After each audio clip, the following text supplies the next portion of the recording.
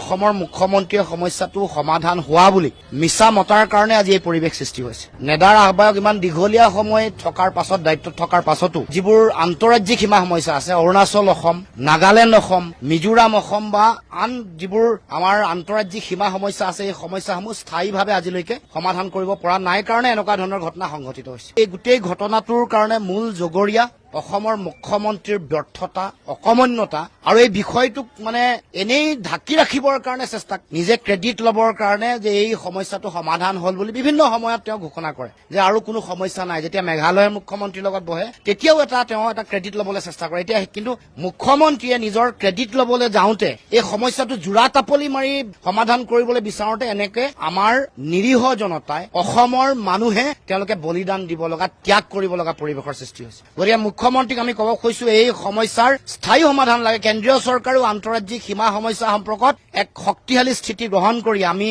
অসমৰ মানুহৰ প্ৰাপ্য অধিকাৰ, ভূমিৰ অধিকাৰ সুৰক্ষিত কৰক আৰু আন্তঃৰাজ্যিক সীমা সমস্যা তাৎক্ষণিকভাৱে সমাধান কৰিবৰ কাৰণেও কেন্দ্ৰীয় চৰকাৰে এটা শক্তিশালী ব্যৱস্থা গ্ৰহণ কৰক। কাৰণ অসমৰ মুখ্যমন্ত্ৰী এই ক্ষেত্ৰত চূড়ান্তভাৱে ব্যৰ্থ হৈছে। এইটো কেন্দ্ৰীয় গৃহ মন্ত্ৰণালয় আৰু দেশৰ প্ৰধানমন্ত্ৰীয়ে এই কথাটো ভালকে জনাটো দৰকাৰ।